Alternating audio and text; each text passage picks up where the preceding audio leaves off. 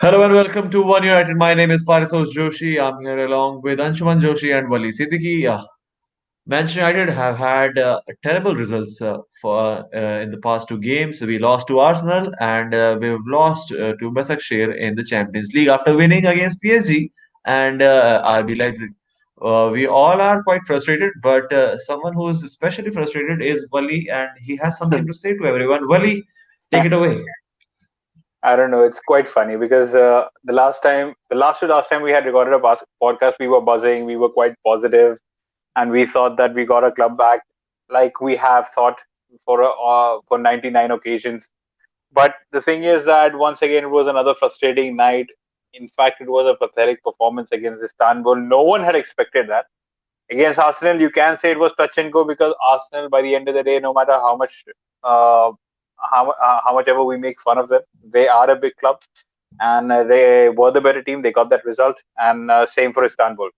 Elementary mistakes. I never thought that we would be doing that, and it was just shocking to see. And other than that, the substitutions, the tactics by Ole Gunnar Solskjaer, taking out Axel Tuanzebe, putting in Scott McTominay in place of him, then taking out Donny van de Beek and persisting with Bruno Fernandes, then having Timothy Fosu Mensah come in, it was quite odd. I could not understand what he was trying to do. And as soon as we conceded the first goal, I was quite confident that we are not going to get back into the game. Forget the second one, because we do not have it in us to break down teams. That has been the case. That was the case against Chelsea. That was the case against Arsenal, and that was the case against Istanbul. It's We have become one of the easiest teams to beat. And like I said on our WhatsApp group as well, that PSG and RB Leipzig were fools to press us high and then to go toe to toe. And instead, they should have just sit back and hit us on the counter because we're terrible at defending. And it's if you look at the first goal that we conceded, what was that all about, man? Like you have no defenders at the back after the corner.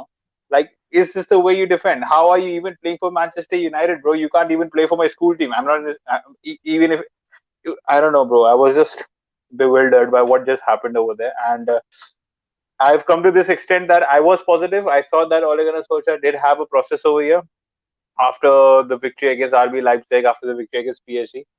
But like I said, we are successful only when we go in as the underdogs, and we are Manchester United by the end of the day. I do not want to be considered as an underdog. We have to be favorites, especially against the likes of Brighton or Newcastle and Istanbul. We have to be the favorites. If we get to dominate the ball, we have to create chances. We have to. That's basically the mentality of the club right now. We do not have an identity, and that is the reason why, even though you might say that he might have not been given the time that Jurgen Klopp or Sir Alex Ferguson or someone else for that matter, but like I said, I haven't seen any identity in games in which we are considered as the favorites. So yeah, I think it's destiny, like I've said, for Mauricio Pochettino. He's waiting in the wings, and it's a big game tomorrow against a quality opposition once again. I think Carlo Ancelotti will not be outdone by Solskjaer, and I think it's going to be probably the final nail in the coffin for him, unfortunately.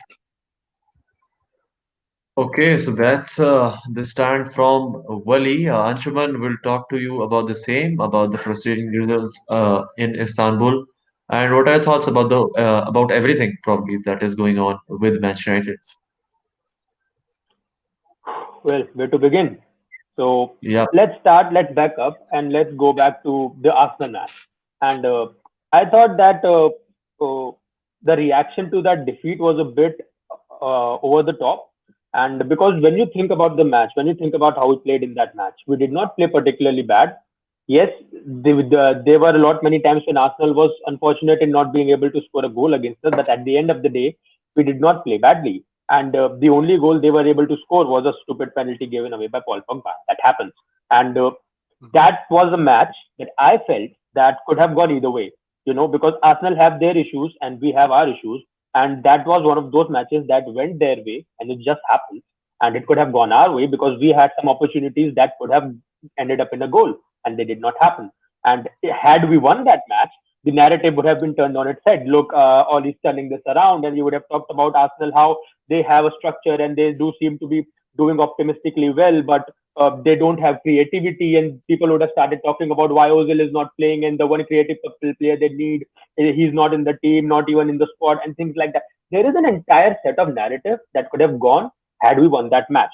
It was, I think, if we take the context out of the situation, it was just one of those matches that we lost, and that I'm all for it. I have no issues with losing as long as we play and we play good, right? We give her everything. Now, come back to the Basaksehir game. Now, the starting lineup was all right. I think starting with a relatively weak starting 11, giving Dean Henderson the chance and putting Mata on the front, that's completely normal. And I really felt that given the fact that we started the Champions League group, uh, being made fun of, being considered to be one of the weakest teams in the group, and they were all these Europa memes and whatnot, and it's just pointless to be in the Champions League because we are not good enough. And then we went out and we played brilliantly against PSG and Leipzig, and fair play, the team played well. Credit where is due. And with Bashak Shahir, it was well, it was shambles. It was absolutely shambles. There's no other way to put it. And as Wali said, like the way we conceded the first goal, I mean. You look at that in the retrospect, you think about that goal, like we are playing very attackingly, and it's a very poorly taken corner, and they run on the counter attack. And in your mind, you look at that clip and you go, yes, someone's gonna pop up anytime soon in the back. Someone's got to pop up. There is no, you can't even fathom a situation 10 minutes into a game where your none of your defenders are in the back, because when the defenders for the corners go up, you always have a couple of people in the back to uh, in case of that counter attack, they play as the contingency, and there was no one there. And there again, you have one of those scenarios where Dembaba is running on goal openly. And think about that defensive setup. And I was like, what is going on there? Like, that is, let forget about professional, semi-professional, amateur, Sunday league level. There is no way you defend like that in match that early and you get away with it.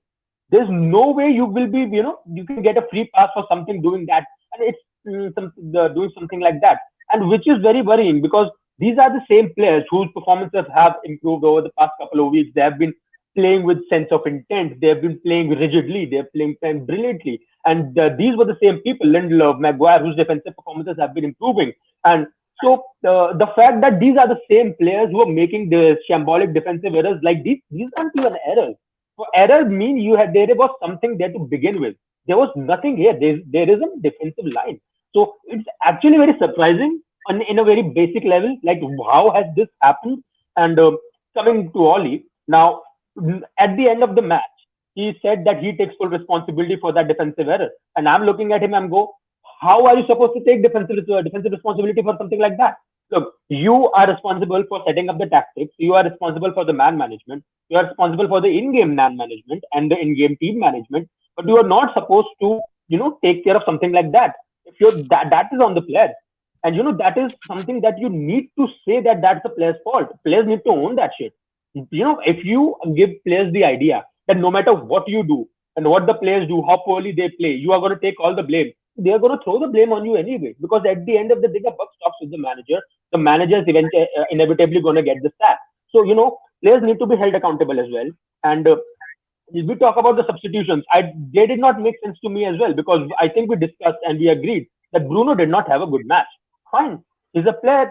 Things happen. Sometimes you don't play well, and he instead of substituting Bruno, to substitute the one player that has been playing consistently, and that's Donny van de Beek. And I looked at that match and I was like, why are you taking him off? Like, he's playing brilliantly. He's playing consistently. He's the one who's trying actually. Like, why are you taking him off? Bruno hasn't had a good match. Take him off. It's fine. There's no need for him to be on the pitch any more than that. And you take him off, you get Pogba on, and Pogba is, Scholes talked about it after the match that he was running into players. And I think that's fair, because because he was, I did not feel that he was trying to pick out passes, which is usually his party piece. And I think he was trying to dribble a lot more than he needed to. Just one of those things. It's fine. Like, I think the substitutions are something that need to be put at Oli, because you are the one making those changes.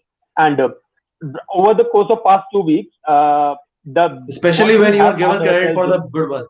Especially when you are given credit for the good substitutions, you should be discredited for the ones you were terrible at. You should be held responsible. Fair enough. Precisely. And see, this is the interesting part, right? Like, this is the same guy who has outclassed the likes of Pochettino, Guardiola, and Tuchel and Nagelsmann recently, and he has played against all brilliantly all against the big teams. He did give us the Champions League football at the end of last season. These are just facts. So it's not like I can put them in a different light and say, look, these are the only facts that matter. Those are just facts. And there are facts that show how poorly our team has played. There are facts that show how brilliantly our team has played. Like earlier in Twitter, I saw one of these points table after Oli joined the club permanently, and apparently we are third in the table after Liverpool and Man City. So there are all sorts of stats going around that say Oli has done well and Oli has done badly. We have found ourselves in a situation right now where we just take one step ahead and one step backwards. These are the same sets of players. This is the same manager that is able to give a lot of hope, and in the very next week take that hope away. And that is something that is very alarming because my opinion for the guy does not change. It has not changed after Basaksehir's match. It will not change after tomorrow's match. And it is what it is. When I spoke about Oli in the first episode, when I spoke about him in the last episode, he should not have been given the United job at this point in his career. Had it been given, he would not have turned it down, which he did not. That is why he came in the first place. For better or worse, we are just fans. All we talk about is reactionary. We don't have a direct say in what the club does or say or act like. And at the end of the day, for better or worse, in 1.5 years, he has done an amazing job. As far as I'm concerned, as far as his capacity goes, he has done a decent job. He's given us the Champions League football. But this is a results-based industry. And it doesn't matter how big a manager you are and what your past accolades have been in the present. If you're not able to work, you're going to get the sack. It's not just him. It's not just him. You look at Jose Mourinho. He's regarded as a man of the past because he just can't manage and work with people anymore. You look about the noises that coming around Guardiola's corner because apparently the City players are just too tired having to deal with so many years of Guardiola's philosophy. So doesn't matter what kind of manager you are in a results-based industry. If you do not perform well, you are out the door. And right now, United's reality is that we are not performing well. The inconsistencies in our performances is the only thing that is consistent, and it's not going to work. It's not going to work. So it is just it's at this point in time we are in that situation because as Manchester United fans, as we have followed the club so closely, we know that bringing another manager in is not the answer. And the way Oli is going, keeping him doesn't seem like a long-term solution either. So we find ourselves in a purgatory where we can't sack him and we can't keep him. Then what to do? Which gives us this existential question because we don't really know where our club is going from here. And so yeah, I think that is pretty much to sum it up. We are in a very weird predicament because we really don't know where a club goes from here. Yeah, certainly. The future is looking as uncertain at Old Trafford and at Manchester United. For fans, for the club, for the players, it's a tough time. The game tomorrow against Everton is going to be crucial, and that is something we'll talk about later. But we touched base with Mauricio Pochettino and the rumors, so we'll talk about that for a bit. Mauricio Pochettino is being contacted by Manchester United for the job, and it is now pretty much everywhere. Every major newspaper has already printed it that Mauricio Pochettino uh, is on the radar and he's been contacted. Wali is quite a big fan and he wants him to join in, and he thinks that he's going to be the answer for Manchester United. So I think I'll let Wali take it as what his views on Mauricio Pochettino are. Wali, take it away. Well, the thing is that even though I'm a fan of his work about of what he did at Tottenham, the thing is that you know me. I had said that I did not want Ole Gunnar Solskjaer to leave because the problem is he is a part of the problem, but the main problem is our board and the way that our club is being run. We do not have a sporting director. We have Ed Woodward doing the deals on deadline day. You have Ed Woodward giving Cavani the number 7 jersey instead of Jadon Sancho. So he is the main problem. But since we have no power over that, since no one has any power over that, since no one has the power to sack a board apparently, you need change. And the only change that can be done right now is by bringing in a different manager. No disrespects to Ole Gunnar Solskjaer, he has done well. I think he has hit his ceiling, and let's not blame him. Let's not blame him over here because he isn't as experienced as a manager in contrast to Mauricio Pochettino or Jurgen Klopp or anyone else for that matter. So I think coming in the top three was his ceiling. Three semi-finals, he did well enough, and we all know that he can do well. But the consistency issue has been something which is alarming, because you go on a 10-game winning run, and then within the next few games you turn out to be the worst team possible. And this is Mm. something which we do not associate with Manchester United, because even now, if we go on a 5 or 6 game run, you will not be confident in the next match for some reason, because we know we can screw it up.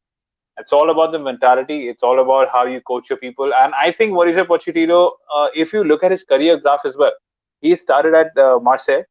He started for Espanyol, and Mm.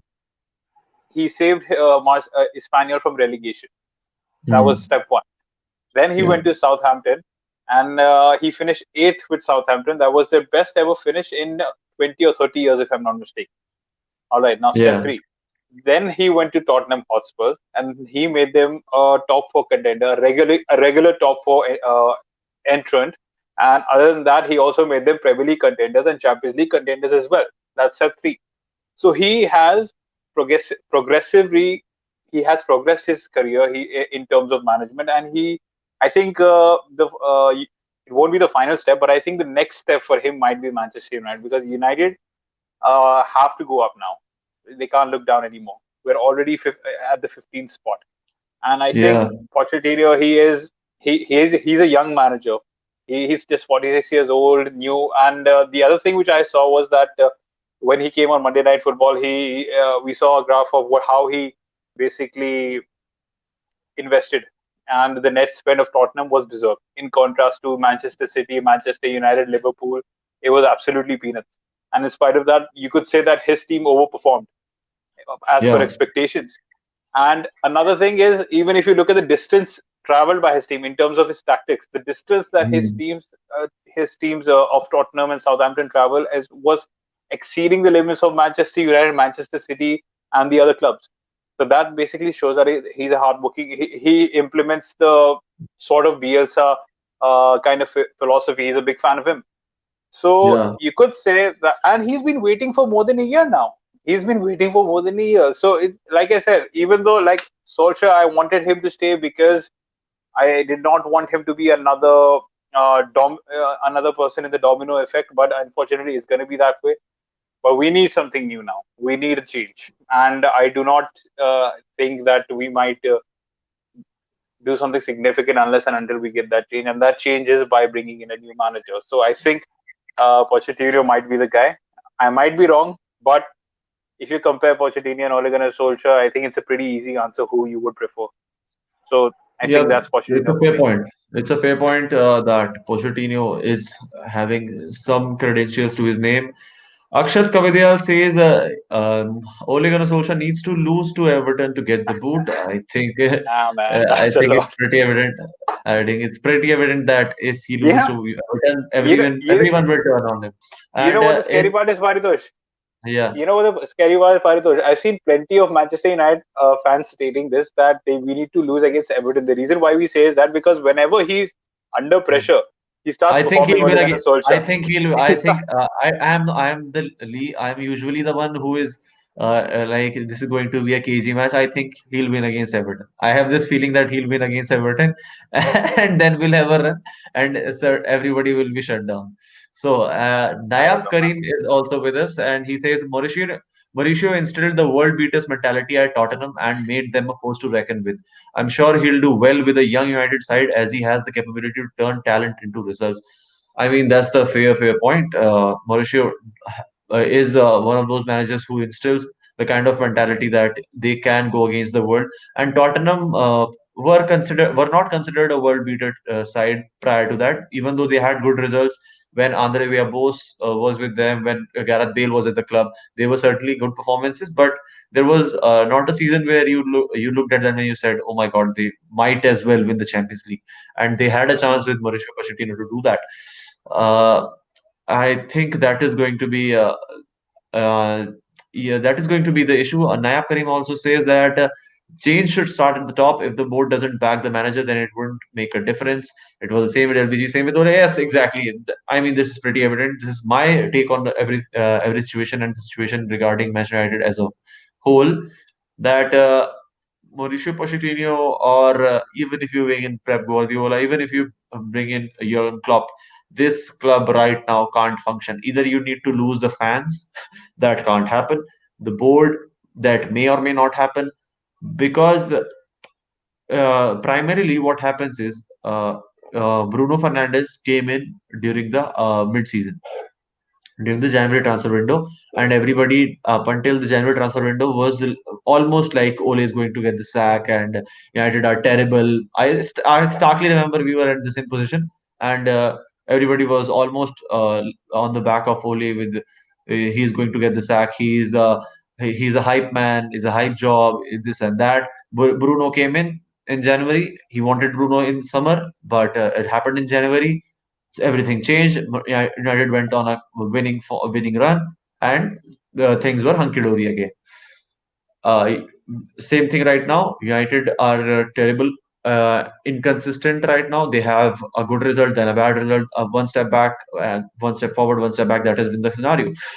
If Ole Gunnar Solskjaer gets a few games going, fans would always be like, okay, everything's fine, we are winning. Uh, that is the case. If we are winning, we are good. If we are losing, we are terrible. And with Manchester United fans, that is certainly the case. Uh, and what I fear the most is that if Ole wins, and how dodgily he wins doesn't matter. If he starts winning, these fans would not have a word to say, because they'll be like, okay, now he's winning, what to do now?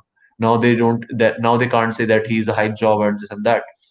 The thing that many fans don't understand is that even if you bring in Pochettino, everything given that Mauricio Pochettino is a better manager, this and that, everything I consider, but even if you bring in Mauricio Pochettino and the results, and he manages somehow to reach the Champions League final, same thing happens, they lose the final, and he's not back the next season. What then? Because we've seen this time and again that the managers are not being back. Then he loses a few matches. Similar thing that happened with Tottenham. He lost some matches because the players were injured. Something, and United are uh, very much famous for this kind of stuff. That they have a good season, that then players can get injured, and that happens after a good season. Players can get injured, and you can go on a terrible form.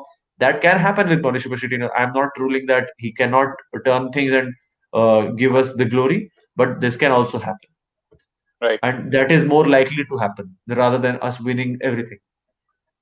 So if that happens, what then? Because there are no answers to that, and these are certain questions that everybody will have, but we'll have to continue as of now. Right now, the whole scenario with Mauricio Pochettino, whether he'll work, whether he'll not work, we'll have the final wording about it. I think Pochettino will work for a while, but uh, that is my prediction for if Pochettino comes in. Pochettino, if he comes in, he will work for a while. He'll be fantastic for us for a while. But the similar thing will happen. He'll not be backed after maybe 2 seasons, and he'll not get the signings he wants.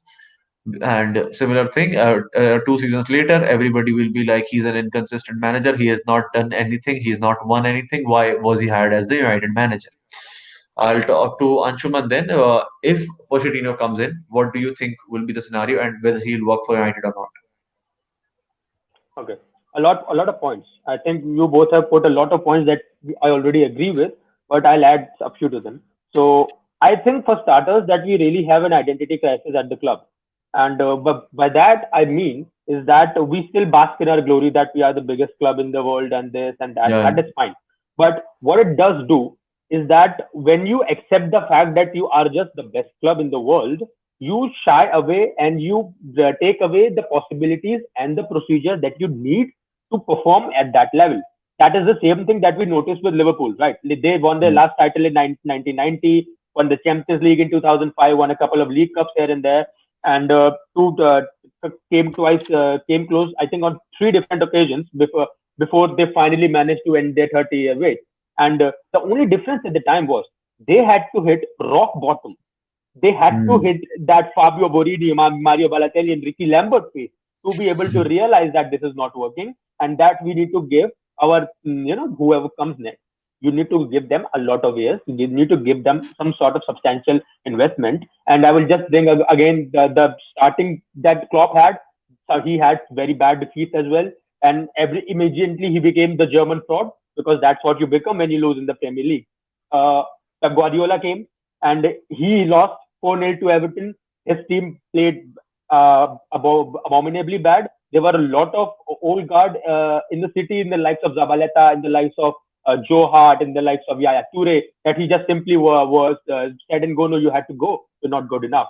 And a lot many names, Alexander Kolarov and Samir Nasri that were there at the time, Jesus Navas, they all left. And I'm not equating Ole Gunnar Solskjaer to them. And what I'm saying that when you work for a big club, and when you've had the kind of regime change that Manchester United have had, it is inevitable that we were going to have a time of, time of change, time of mediocrity, time of average pace. The only problem is that we have had 7 years of it, and the issues that we're talking about are the same ones that we had 7 years ago. And this is something that we have broached upon already, right? So that is the problem.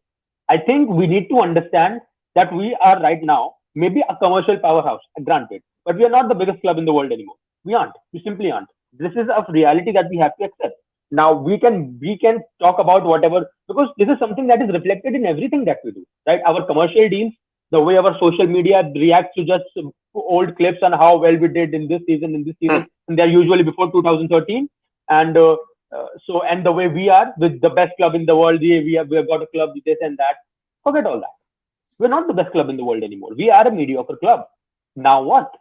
Once you admit that there is a problem, only then you are going to able to solve that problem. We are trying to be someone that we haven't been for a while now. And once you accept that, then you can go back to working on that. Now, having said that, I don't really understand what the Glazers' plan is here, right? You talk about how much they want to hold the power, how much they don't, how much Edward Wood does not want to bring another footballing person in under him in a director of football, right? Now, if you talk about the concept of just withholding all the power to yourself, it is a very basic thing. We can all agree, we can all see that, we can all accept that as a concept. What I don't understand is that even if you're trying to run Manchester United as a business enterprise just to make money, every business enterprise has a product, and success of that product predicates on a lot of factors, and the success of your business model of your entire business predicates on how well your product does, right? The product of Manchester United as a business enterprise is football, and the results are the what we do on the pitch. How if we get any silverware, the way we play, how we are able to connect the fans, the community, and the football together. And there is none of that, right? I think in the past 2 quarters, United have suffered heavy loss in their revenues. Now, granted that we are in a pandemic and there are losses all around going, but United's loss in their quarters have started showing before the pandemic happened, and that is just reflective of the fact that if you don't play well, you're not going to get decent results. And if you're not going to get decent results, you're going to become a thing of the past. You're going to become a shadow of what you used to be. And when eventually does that, brands will not want to associate with you anymore. That's very basic thing. Like there are news right now that our main sponsor, Chevrolet, they might not want to renew their contract with us. And their contract ends midway of next season. So there will be a weird situation where we might have to play with a different sponsor midway through the next season. And that is a very weird thing to happen, because with big clubs, this is something that happens, which is again indicative of how we are able to mismanage a lot of things, not only on the football front, on the commercial front, which is something that Edward Wood is supposed to be one of the very best at. So there are problems going around on a lot of levels. And there are things that just does not add up on the board level as well. So what my question here is that if you know that playing bad football results in a situation where your brand image is going to go down, why not bring the right players, people in? Why don't you just realize that this is a structure that needs to happen, so that there is a sense of accountability, there is a sense of long-term planning, that you can, there's a path that you can emulate, so for things to happen. Now, coming back to Pochettino, right? Now, his appearance on Monday Night Football, as Wali said, it was an absolute power play. This is something when every time with the media outlets, if anyone starts coming out of the nowhere, they have to promote something, right? Arsene Wenger started doing a lot of interviews recently because his book was coming out. It's a very normal thing to happen. Pochettino made his first public appearance in a visual outlet post his sacking, and he has been out of a job for 1 year now. And I think majority of that reason is because of all the pandemic that basically took 6 months off of football of us, right? And I think with Pochettino is that he made that appearance on Monday Night Football, as I say, it's a power play. It's basically poking Manchester United board. It's like, look, I'm still here. I'm still here. I could just as well not be anytime soon. So if you want to if you want to make a move, I'm living in London. If you want to make a move, think about it. Think this is what a power play is like, right? Like even with Jose Mourinho, he made an appearance last season on Sky Sport. He featured on a few episodes, and then ironically ended up taking Pochettino's job. So this is something that just happens with high-profile managers. They make those appearances. Even Jurgen Klopp did 4 years ago before he took over Liverpool. It's a very common thing to happen. So I think what he's doing, his PR team has told Pochettino that you go out there, you make an appearance, you let people know that you are ready to be back in the game, and that was the forefront of his interview with Sky as well. Because I heard the whole thing, and even after the match analysis was done, they were talking about him, Bielsa, Maradona, and they were talking about what he wants to do next. And he was just saying that I'm happy to be out of the game as well. I'm enjoying my time. It is a very hard time for everyone, so there are a lot of things going around, but I want to be back in the game. That was the bottom line, right? Now I think you guys have already touched upon very nicely how he'll play and how things will go under him. But what I want to focus on is, if you are Mauricio Pochettino, why would you want to come to a club like Manchester United? Now, why do I say that? Is because the managerial career of Mauricio Pochettino is pretty much as long as Ole Gunnar Solskjaer. Ole Gunnar Solskjaer has three more silverware than Mauricio Pochettino. Mauricio Pochettino's greatest achievements to this date is a historic save from relegation for Espanyol, a club he played and managed. So he has a very deep connection there. And then taking a very overperforming Tottenham Hotspur team to an unprecedented Champions League final, and that is amazing. Those are amazing, amazing achievements. But they aren't silverware. And when we have seen pundits talk about, you've seen fans talk about, at the end of the day, it all boils down to how many trophies you've got. Now, you can say that Norwegian trophies aren't as big a deal, but if the likes of Jose Mourinho and Guardiola think the FA Community Shield is a big enough trophy to be counted, then the Norwegian Premier League and the Norwegian League Cup are big enough trophies for me. I have to say this. And so that basically means that the albatross of silverware that hangs around Pochettino's neck is quite a big deal for him as well. Because right now, as you guys have put, in 2 years' time, we'll be talking about Poch getting the sack, right? If and when that happens, and it will happen, given the way things happen at our club, the narrative around Mauricio Pochettino will have become, see, this is a manager who has managed big clubs now. He has done well. He's a good manager. We are not disputing that. But he just can't get silverware. And that is the narrative that will become around him. Because if he's not able to perform well with Manchester United, if he's not able to win that silverware, and it's not easy for him to win that silverware, because now let's recap again what will happen. Let's say that Oli gets the sack tomorrow. Let's say Poch comes in, and he'll again bring a smile on everyone else's faces, and then everyone will be like, now we have a competent manager. This is a manager that took Spurs from a mediocrity to riches. He'll make our club great again. The whole shebang, right? There'll be a managerial bounce. Let's say that we even finish in a Champions League spaces again at the end of the season. Can totally happen. Next season, there will be a lot of investment. There'll be a lot of money. There won't be investment, because that's what we do. We take $100 and we have to buy four things with those $100, but we'll spend $150 worth of something that we don't need. And at the end of the day, that amount just adds up to the transfer kitty, but we don't really do the strategic inclusions, the strategic signings that we need. That is basically what has happened, because that's what critics throw at us. That look how much money a club has spent. Sure, we have. We aren't disputing that. We're just saying that it hasn't been spent nicely. And there is a lot of things that we can talk about here that isn't the manager's fault. That isn't any manager's fault. Neither Moyes, not LVG, not Mourinho, not Solskjaer. So that's the whole thing, right? Poch arrives, managerial bounce. First season, some sort of backing. By the time second season roll out, he will not have won anything. And by December 2022, hashtag Poch out will be trending again.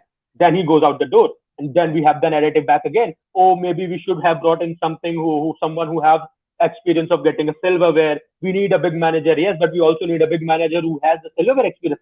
We have the narrative written for us. And it's not just me. It's not just you guys.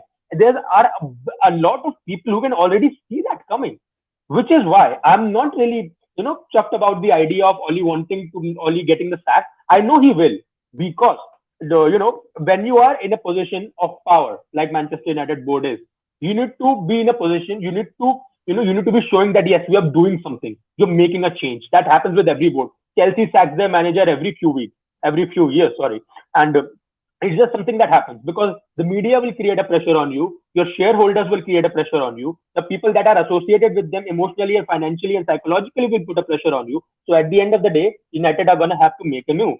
And that move inevitably will have to be the manager because he's the easiest one to sack. On that note, this is another very interesting note because when you think about Manchester United and their ability to sack the managers, they don't really think about compensation that much. Because you think about David Moyes, he was given a 6-year contract, he was sacked 10 months into the season. You think about Jose Mourinho, he was given a new contract 1.5 years into the season. Less than a year later, he was sacked. Ole Gunnar Solskjaer was given a 3-year contract and he's already served 1.5 years of it. This is a guy who is arguably one of the easily sacked managers, one of the easiest sacked managers in the Premier League. If Manchester United wanted to sack this guy, they would have sacked him already. He's very easily. Nobody would have blamed them. Nobody would have blamed Solskjaer. Nobody would have blamed the club. Nobody would have blamed the players who not wanted to play for him. He's a very sackable manager at this point, and yet it hasn't happened. Now, Manchester Evening News reported that Pochettino has been contacted by Manchester United, and they are a credible source. And then the board came out and said we are 100% behind the manager. Now, we all know that once a board starts saying that we are 100% behind the manager, that's when that basically signals the end of the managerial reign. So yeah, this is basically what I believe, that it's just a moment where it's just a matter of time before Oli gets the sack. And I'm sitting here all ready to read the feeds. I have my draft for the blog at the ready. I have even written the headlines. I've written the bylines. I'm ready to talk about Oli when he has eventually gotten the sack, because it's going to happen. There's no other way that Manchester United can go about this, and he'll get the sack. I don't really see about why Pochettino would come in, because I think I talked about this in the last episode as well. Like, you think about the options he could get, right? Even Dortmund with Lucien Favre, it's his last season. He's not getting his contract renewed. He has been very underwhelming. They have a brilliant squad, right? With Bayern Munich, let's put them aside right now because they've just won the treble. But you never really know when they let the managers go, right? PSG, Thomas Tuchel is not working well with their sporting director Leonardo. The only reason he's still in the job is because PSG doesn't really have the proper funds to pay the 10 million euros of compensation fee that they would need to pay Tuchel right now. So he's going to go. He's going to go at the end of the season. It's a very, very possible scenario, because it's very unlikely with 2 leg Champions League knockout matches that PSG will reach the final again, and let alone reach the final. They aren't even able to make out the group stages right now by the looks of it. So there's PSG. Pochettino has played at PSG. He has that connection as well. Unlikely for Barca, because Barca have already their eyes set on Xavi Hernandez, and then he has that connection with Espanyol. So it's unlikely. Juventus very much can happen. AC Milan Chelsea. very much can happen. Chelsea can always happen, because what Chelsea have done, very, very shortly, what Chelsea have done, they have put Frank Lampard in a corner, because Abramovich have said, I've spent you all the money, I've given you all the money, you have the players, you can't say that I haven't backed you. Now if you're not able to perform, you have to go.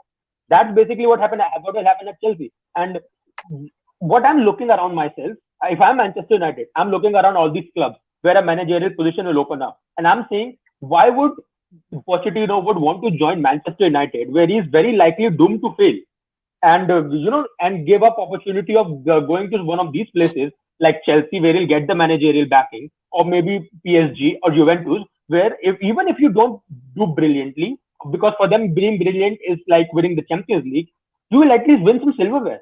So you will at least, at the end of that managerial, at the end of that tenure at a different club, you will at least be a manager who have managed at a big club, and who you have had a few silverware. So you will have that on your resume as well. And as far as the Manchester United job goes, the way we go, if you're Mauricio Pochettino and you pick up a different job at the end of the season, the United job will come again in 2-3 years, because we are not going anywhere.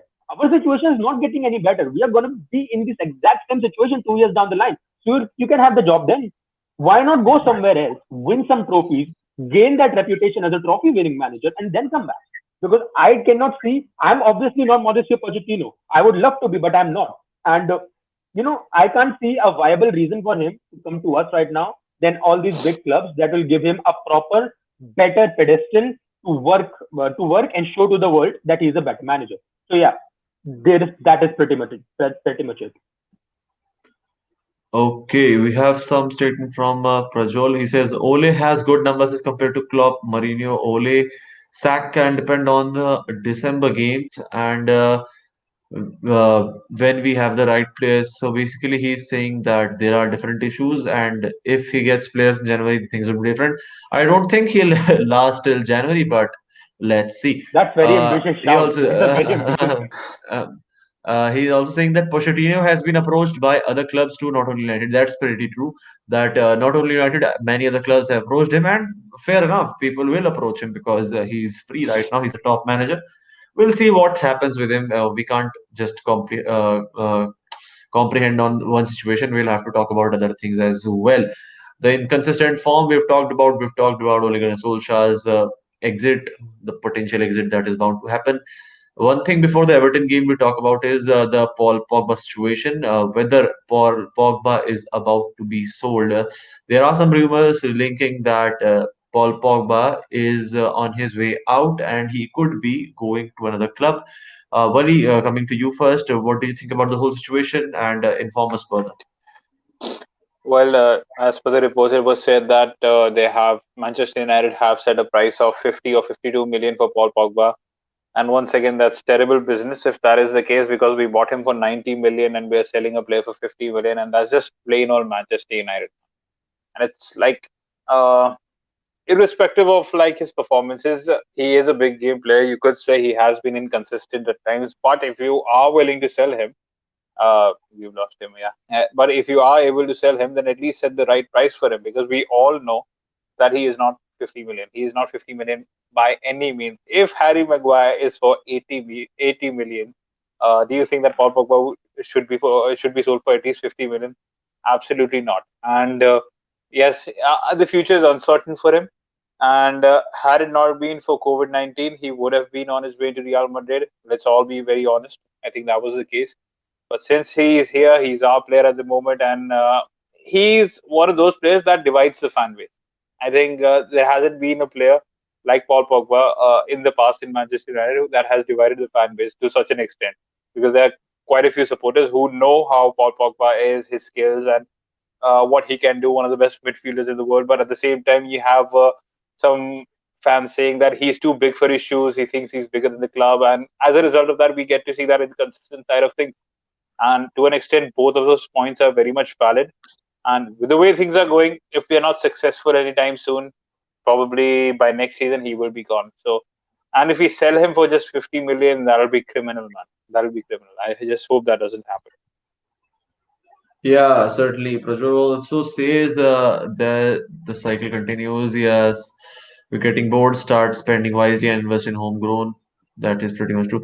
Price has come down to 53 million for Madrid. I think that is the case because the whole situation should be that Madrid must be willing to not shell out 80, 90 million on a player who is not performing at the top level, who is not playing the finals of the Champions League, who's not competing for the Premiership in his in the league that he's playing. So I think that is the case. Uh, yeah, when we sell, we decrease the price. When we buy, there's increase price. That is pretty true from Prajol, and that is the sorry state of affairs at Manchester United right now. We'll also have to talk about the Everton game, and that is the concluding segment of today's podcast episode. That Everton are hosting Manchester United in the next game in the Premier League, and we'll have to talk about the preview about the certain things that need to be under consideration. And Everton as a whole basically are looking quite good at the moment with Carlo Ancelotti at the helm. James Rodriguez playing fantastic football, and basically the team is playing fantastic. It is almost better than the time they were with David Moyes and competing for say Europe consistently, not Champions League but Europa League. They were almost consistently competing for, and they were a side which was competing for FA Cup and other Carabao Cup consistently. So that is the case with Everton as of now. And I'll talk to Anshuman about the Everton game first. What do you think about the Everton game, and what are your thoughts regarding the flow of the Everton game at the moment? The interesting thing about Everton's recent performances is that Carlo Ancelotti deserves a lot of credit, not only because of the way they're playing, but to be able to incorporate all these new players that he bought. Like you look at Ducour, you look at Alan, you look at James Rodriguez, you look at uh, who else they bought in. They let Moise Ken go, and Godfrey, Godfrey, who? Godfrey from Ben Godfrey. Norwich Yeah, City. Ben Godfrey Yeah, from Norwich. And yeah, so it's not easy to buy all these players and straight away throw them into the team. It usually does not work. So I think what he has brought Carlo Ancelotti with him is this mindset that he, with the places that he has been, that Everton has been in, and it has taken a lot of time for Everton to be in this position where they feel very optimistic about their players, their managers. But they started brilliantly, but their last few performances have not really been nice. Now you can say that their players were suspended. You look at Luka Dean was suspended, and Richarlison has had his injury problems. James Rodriguez had that groin strain, and I think the Jordan Pickford is really not a decent goalkeeper. In the current way that football is played, I think his shot stopping is good, but I think he's very temperamental. He lets that game get into his head, and that leads to him making a lot of goalkeeping mistakes. So the good news is, on that note, is he might be starting for us. He might be starting for Everton, and I don't really rate Pickford highly. I don't. He's not a favorite of mine. I'll tell you that. no one does. And I like the Olsen goalkeeper, and who they brought in on from Roma, and I think he played decently in their defeat, in their previous defeat as well. And Everton have had quite a bit of reality check in the past few weeks as well, because they won all those matches from the get go, but then they had started come tumbling down. They and both Aston Villa. So I think they have a lot of potential. I don't really. We talk about a league table a lot right now, right? Do we? Don't we? So as a rule of thumb, I don't really look at the league table 10 matches into the season. Before 10 matches are into the season, because I think it's really pointless to talk about a team who won the Champions League last year, and if they don't win their first match, they automatically end up in the relegation zone. Doesn't really make a lot of sense to me. Having said that, United need to start winning matches, because we have played our 6 matches. The only match so far that we can say that we deserve to win was the Newcastle one, and even Hmm. that match we were level up until the 85th minute. After that, they just broke. They basically just broke, and their goalkeeper had that groin stain. So funny thing how hindsight works, right? Like in the retrospect, we can all say how United even won that game, and 4 goals to 1 by having drawn for 85 minutes. So there are a lot of things there. And as far as our head-to-head record with Everton over the last 2 seasons go, especially at Goodison Park, we haven't played well. Last year we drew them 1-1. The year before we lost to them 4 goals to 0. So Hmm. Goodison Park for us in general is not a very decent place, because I remember the Moyes years as well, where Sir Alex's team would go and we would have a hard time dealing with a certain Marwan Fellaini 3 and nil. Brian We lost Oviedo. 3 nil. Uh, yeah, 3 yeah. nil we So lost. it has always been a bit of an irritating place for us, Goodison Park. So I'm pretty much expecting Everton to put up a fight, because they need to get points on the board as well. Otherwise, if they start losing their matches and drawing again, it will again become the same reality for them, that they start brilliantly with another manager and then start losing and they end up seventh, which is quite famously the Everton position, if not us. So I think they need to put up a fight. It's a home match, and I don't think Richarlison is there for the tomorrow's match, but Luka Dean is back. James Rodriguez, Carlo Ancelotti has confirmed is back, and it will be interesting to see if Seamus Coleman is back, because right now at the right back position they are playing Ben Godfrey. Ben Godfrey is not a right back; he's a centre back, Hmm. and his Hmm. what happens with him playing at right back, that you might get the defensive part right, but you are not able to provide crosses. He does not provide any attacking output. I have seen that in his Hmm. past few matches, and the interesting part with the Everton is that the biggest threat right now is Dominic Calvert-Lewin in the air. And Luka Yeah. Dean is a brilliant crosser of the ball. He's one of the Yeah. finest crossers in the Premier League, right?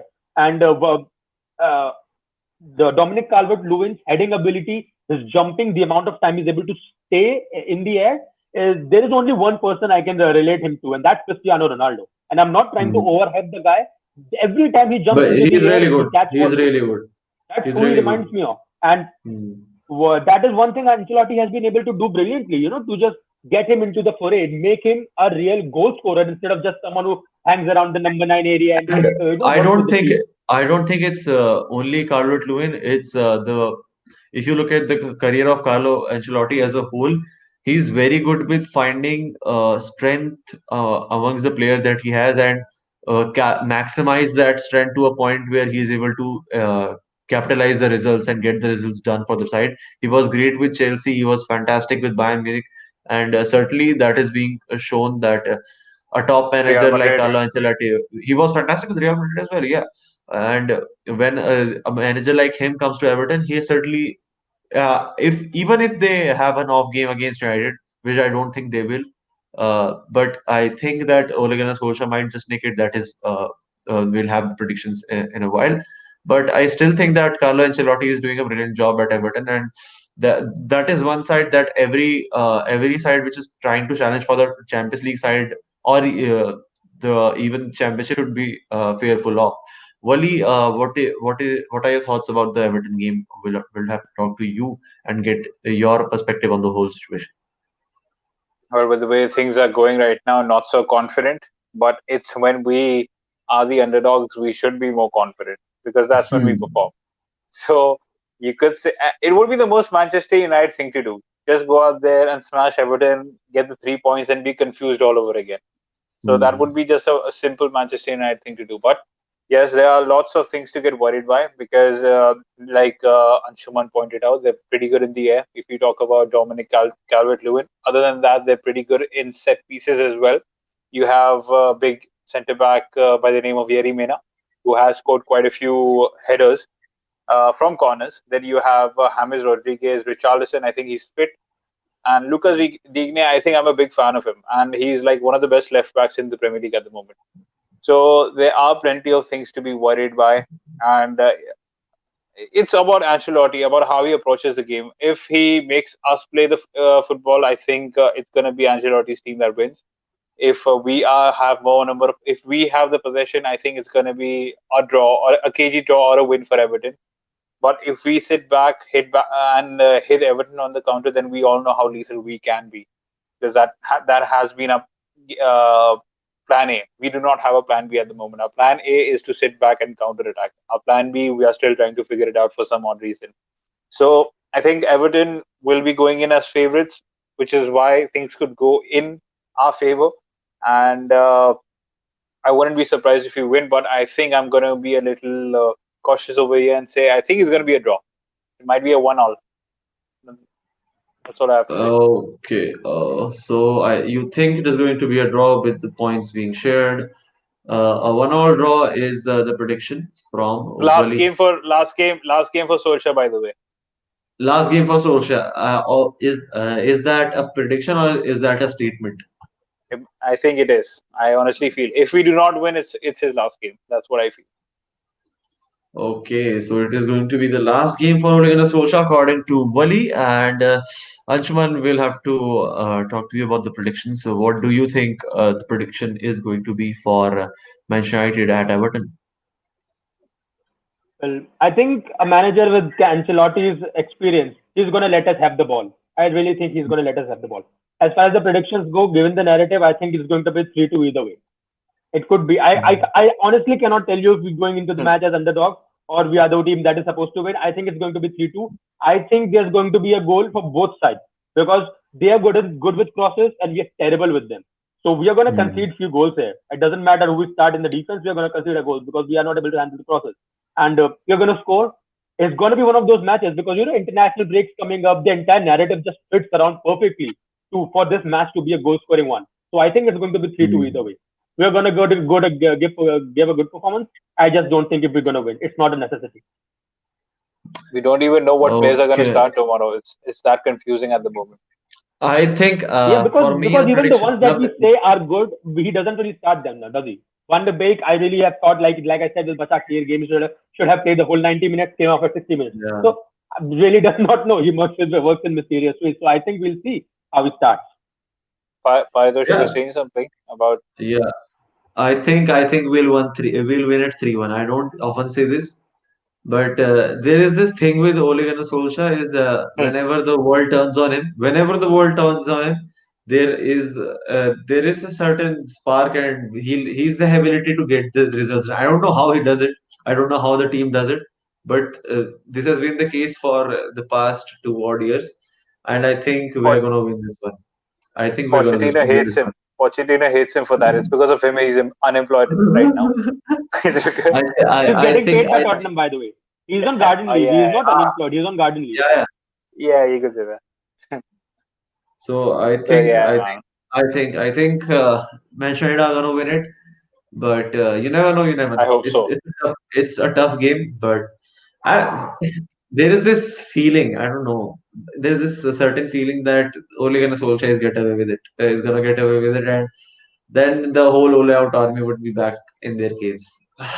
Yeah, I so we'll have to see how things proceed.